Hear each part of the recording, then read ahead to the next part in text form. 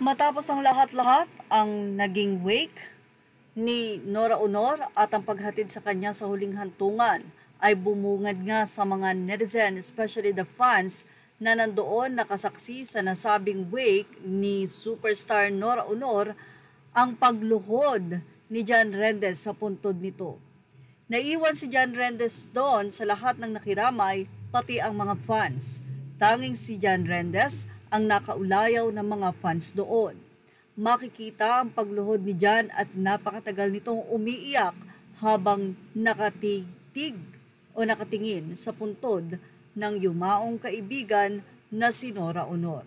Matatandaan na si Nora Honor mismo ang nagsabi na wala silang relasyon ni John Rendes, kundi ito ay talagang parang naging bodyguard lang, naging companion niya, kaibigan, BFF. Ganyan ang papel ni John Rendes sa superstar.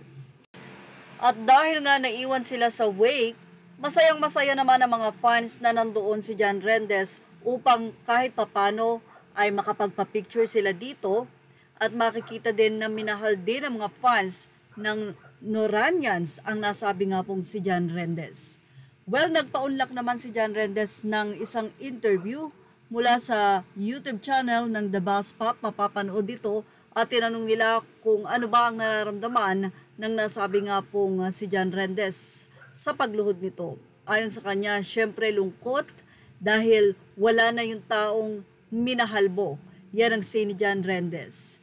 At tinanong din siya kung ano ba ang masasabi niya sa lahat-lahat ng ito, kung siya ba ay ilang araw na nagpunta sa wake ni Nora Honor. Ayon sa kanya ay araw-araw siyang nandoon sa wake, pero bumababa siya at nakikipaghalubilo siya sa mga fans dahil aniya, napaka mapagmahal ni Nora Honor, especially sa mga taong nakasuporta sa kanya.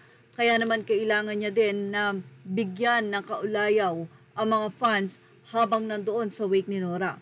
Kaya naman sa lahat-lahat ng iyon na ilang araw ng wake ay nandoon nga lang si John Rendes.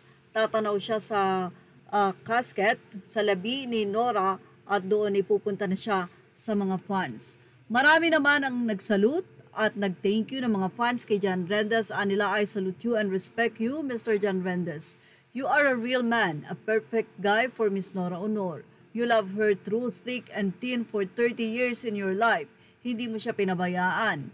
God bless you more, be strong and be humble always. You've been a good friend to Ate Guy through thick and thin. John is very loyal to Miss Nora Honor. He is a good man. His love for Nora is extended by her fans. May God bless him. I find him sincere. John, saludo ako sa iyo. Inalala mo ang mga fans. Sinasamahan mo sila. May respect ka sa kanila. Dahil nga ni John, yan ang nais ng superstar. At yan ang ating showbiz snap update. Thank you for watching. Images are all credit to the rightful owners.